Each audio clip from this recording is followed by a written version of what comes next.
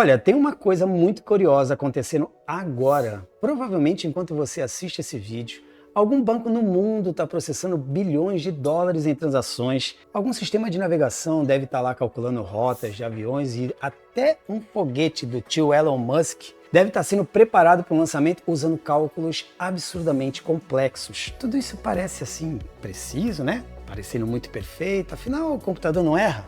E é aí que vem a parte bizarra dessa história. Porque tem ali, ó, um erro bem piquititico matemático escondido dentro dos computadores modernos, que ele parece até insignificante, tu nem lembra dele, mas ele já causou cada prejuízo que se eu te contar, prejuízo milionário, falha financeira enorme e até explosão de foguete. Um erro tão pequenininho que cabe numa casa decimal, mas ele é tão perigoso que mudou a forma como os sistemas críticos eles são desenvolvidos. Tu sabia disso? E eu vou te falar, tu sabe o que é o mais absurdo disso tudo? É que esse problema ele começa com uma conta que assim parece ridiculamente simples, né? Uma conta de criança, literalmente mesmo, uma conta de criança. Pega aí qualquer calculadora comum e faz assim, ó, 0.1 mais 0.2. O resultado vai ser 0.3. Até aí tudo normal, né? Tudo tranquilo. Só que não no computador.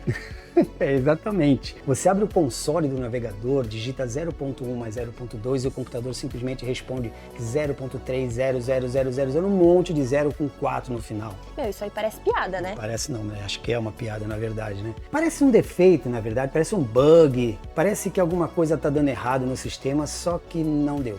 O computador ele está fazendo exatamente o que ele foi projetado para fazer. E essa é a parte que o pessoal começa a quebrar a cabeça quando começa a programar. Porque no início é muito difícil de aceitar que é assim.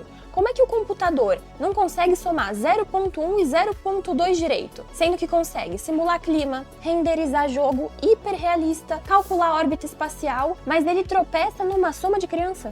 Assim, para que a gente possa entender isso, a gente precisa primeiro abandonar um pouco a forma humana, a forma que a gente tem de pensar números, né? Porque a gente aprende matemática com base decimal. Desde criança a gente cresce usando números de 0 a 9. E aí o nosso cérebro acha isso natural. Só que o computador ele não vive nesse mundo, velho. Realmente, o computador ele vive num universo binário. Tudo pra ele ou é 0 ou é 1, ou é ligado ou é desligado, ou é verdadeiro ou é falso. E é aí que começa o conflito entre a matemática humana e a matemática da máquina. Olha só, pensa no número 0.1, tá? Pra gente ele é assim extremamente simples, né? Pensa bem, 1/10, acabou. Só que assim, em binário, esse número ele vira praticamente uma dízima periódica infinita. Eu ouvia muito isso aí na escola. Igual quando se divide 1 por 3 no sistema decimal e aparece 0.33333 infinitamente, sabe? Então, o computador ele tenta escrever 0.1 em binário e não termina nunca. Exatamente. Ele fica gerando dígitos infinitos. Só que existe um pequeno problema aí. A memória, ela é finita. O computador ele não consegue armazenar infinitos números depois da vírgula, entende? Bom, e aí ele vai fazer o que qualquer sistema faria. Ele vai acabar cortando isso em algum ponto. E aí é nesse exato momento que acaba nascendo o erro. É isso aí. Um erro microscópico, quase que invisível mesmo. Quase irrelevante, né? Só que assim, ele continua existindo silenciosamente dentro da memória do computador. E é bem aí que acontece uma coisa muito interessante, porque as pessoas, elas normalmente imaginam o computador como uma máquina de precisão absoluta. Só que números de ponto flutuante, os famosos floats, eles são apenas aproximações, eles não são nenhum tipo de valor exato. E isso muda completamente a forma de enxergar programação. Porque o programador iniciante, ele acredita que número é número, só que dentro do computador existe uma diferença brutal entre um inteiro e um decimal. Os inteiros, eles são tranquilos, Cortez. O computador, ele ama inteiro.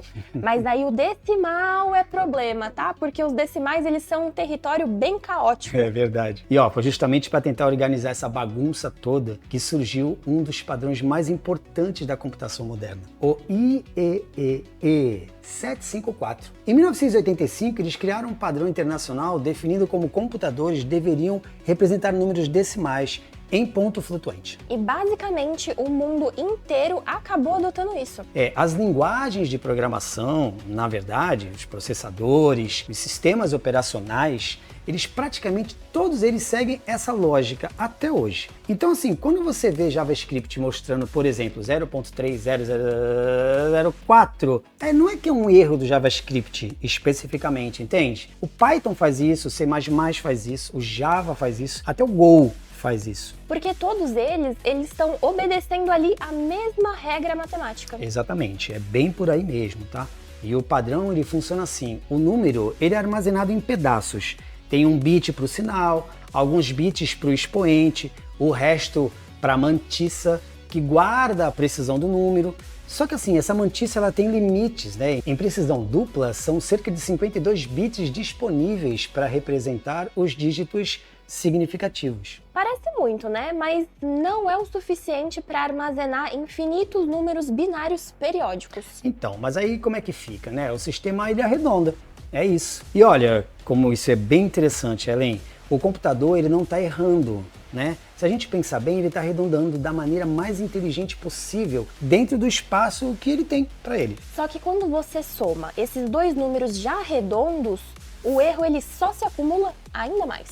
E aí aparece aquele famigerado 0.3000000, aquele monte de zero com o 4 lá no final. E o mais bizarro é que isso parece uma curiosidade engraçada de internet, né? Aquele memezinho que a gente vê no Twitter. Até você perceber que bancos, bolsas financeiras e sistema crítico também sofrem exatamente desse mesmo problema. E ó, vou te falar, a brincadeira ela deixa de ser engraçada, tá? Muito rápido até. Porque um pequeno erro de arredondamento num cálculo isolado talvez não importe, mas olha só, imagina milhões de transações acontecendo diariamente. Essas frações de centavo que começam a surgir, começam a desaparecer, se acumular. Exatamente. E ó, houve casos reais, tá? De bancos descobrirem anos depois que estavam calculando juros incorretamente por causa desses arredondamentos. Eu acho uma coisa maluca isso, tá? Pequenos erros de precisão, eles foram se acumulando lentamente, imagina, até virar milhões em diferenças financeiras.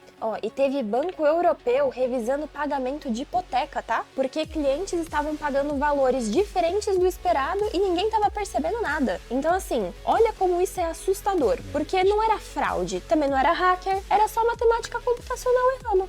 Isso destrói um mito importante, tá? Sobre tecnologia, Ellen. A ideia de que os sistemas financeiros eles falham apenas por ataques ou por bugs grotescos, sabe? Aqueles bugs horríveis. Às vezes o problema nasce de uma característica fundamental da arquitetura dos computadores mesmo. E quanto mais dinheiro está envolvido ali circulando, mais perigoso isso acaba ficando.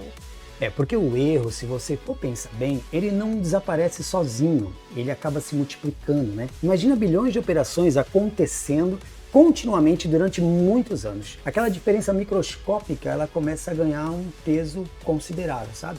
O dinheiro literalmente aparecendo ou desaparecendo por causa de arredondamento.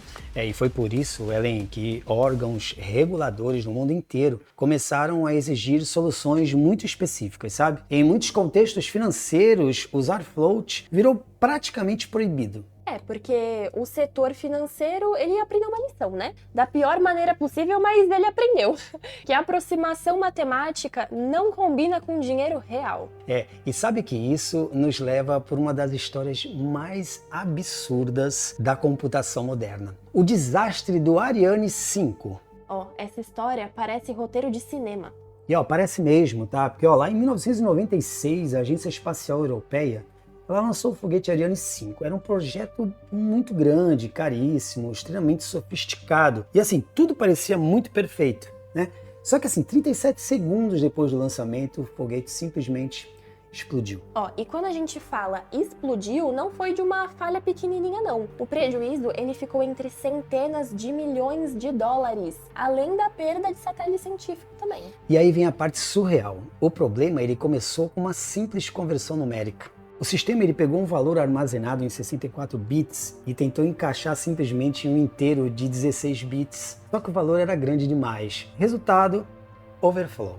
É quase como tentar colocar 1000 litros de água dentro de uma garrafa de 1 litro. O Ariane 5 ele tinha uma trajetória diferente do Ariane 4, mas reutilizaram parte do software antigo. Só que a velocidade horizontal do Ariane 5 era muito maior do que o sistema esperava. Então o que aconteceu? O número ele acabou ultrapassando o limite que aquele espaço conseguia armazenar. E aí tudo entrou em colapso. O sistema principal falhou, o backup também falhou porque usava o mesmo código. E aí não teve jeito, né? O computador de bordo interpretou essas mensagens de erro como se fossem dados, assim, legítimos de voo. E aí o foguete ele começou a corrigir uma trajetória que nem existia. Isso mesmo, os motores eles fizeram movimentos extremos e o foguete literalmente se destruiu no ar. É quase impossível a gente não ficar impressionado com isso, porque uma máquina multimilionária, ela foi destruída por causa de um detalhe matemático que ninguém percebeu. Ellen, eu vou te falar, talvez seja por isso que a computação se torne assim tão fascinante, porque o software ele é invisível, mas as consequências elas são extremamente físicas, sabe? Um erro numérico ele pode praticamente derrubar um banco, travar um hospital e até mesmo explodir um foguete. E tu sabe o que é o mais curioso? Os desenvolvedores eles já sabem disso, décadas. Só que o problema ele nunca desapareceu completamente, porque ele faz parte da própria natureza do computador binário. Bom, então aí fica uma pergunta que eu acho que é inevitável, né? Como a gente faz para evitar isso? E a resposta é muito simples, principalmente no mundo financeiro. Bom, em vez de usar números decimais, usa-se inteiros. Parece estranho no começo, mas depois você vai ver que faz total sentido.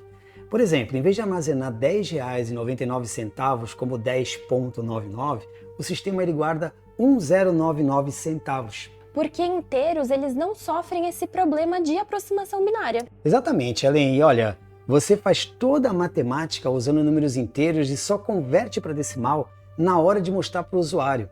É uma solução muito simples. Além disso, surgiram tipos decimais especializados. Linguagens modernas, elas criaram estruturas que conseguem representar números decimais de forma exata nos programas de computador.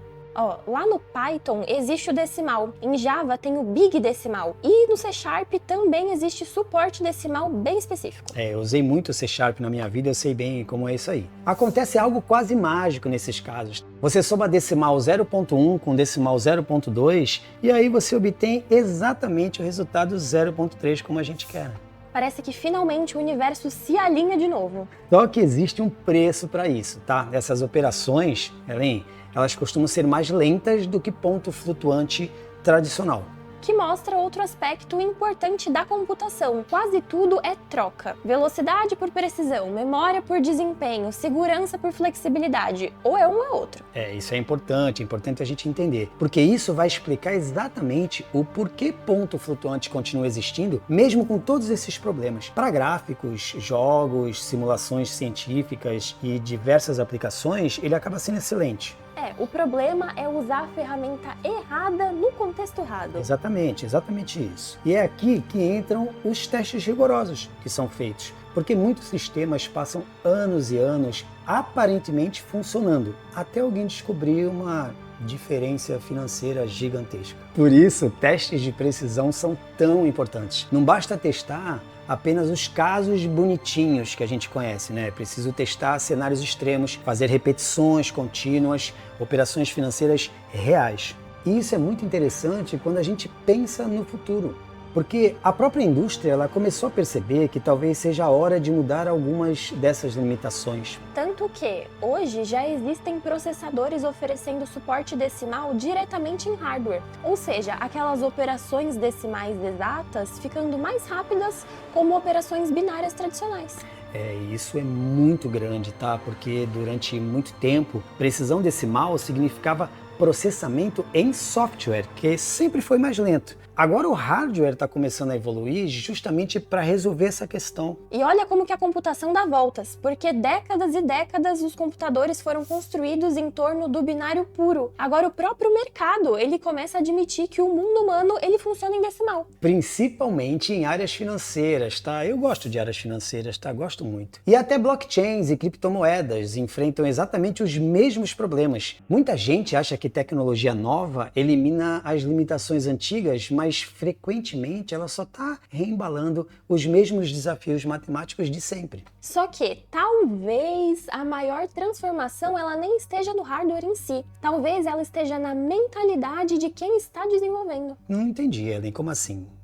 Hoje existe muito mais consciência sobre precisão numérica. Novas linguagens, elas já nascem pensando nisso. Então, ferramentas de análise, elas conseguem alertar quando floats aparece em um contexto perigoso. A educação sobre esses erros, ela ficou muito mais forte hoje em dia.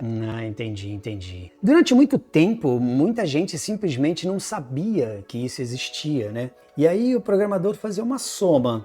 Ele via um número estranho e achava que era um bug aleatório. Quando, na verdade, estava olhando diretamente para a essência matemática da computação moderna. E talvez seja isso que torna essa história tão fascinante, né? Um erro aparentemente ridículo como 0.1 mais 0.2 acabar revelando algo tão profundo sobre o funcionamento dos computadores. Porque, no fundo, nós estamos falando sobre representação da realidade. Então, o computador, ele tenta traduzir números infinitos usando recursos finitos. Caraca, filosofei agora, hein? Bom. Poético isso aí. É inevitável, tá, que surjam essas aproximações. Não tem jeito, Ellen, não tem como fazer. Até porque as aproximações, às vezes, passam despercebidas mesmo, né? E, às vezes, ela acaba explodindo um foguete. Essa frase você acabou resumindo tudo de uma maneira assim perfeita, eu gostei muito. E às vezes a diferença entre um sistema seguro e um desastre milionário, ela cabe justamente naquele pequeno 0,00004 no final da conta. Mas tu quer saber uma empresa que nunca erra no cálculo financeiro? A nossa patrocinadora, T2S Tecnologia. Eles desenvolvem softwares e sistemas sob demanda. Então acessa t2s.com.br e confira as soluções que eles podem oferecer para sua empresa. Bom, gente, se você gostou do nosso vídeo, não esquece de se inscrever no nosso canal e também de ativar o sininho de notificação para receber todas as notícias do que a gente está postando por aqui. Você já é inscrito no canal? Eu já sou inscrito, minha esposa é inscrita, meu filho é inscrito, minha mãe, meu pai, até meu cachorrinho é inscrito. É isso aí. Então, se você também já é inscrito, manda aí no grupo da tua família, no grupo da tua faculdade, para que mais gente conheça o nosso canal. E também lembrando, temos live toda quarta-feira, 2 horas da tarde, nessa mesma bancada que nós estamos aqui. Nem sempre comigo e com o Cortez na live, mas os nossos 3 apresentadores estão aqui toda quarta-feira. Também não esquece aí de deixar o seu like aqui no nosso vídeo, por favor, e comentar se você curtiu ou não. Então a gente espera eles onde? Aqui, toda quarta-feira, na live do Desbugados. Isso aí.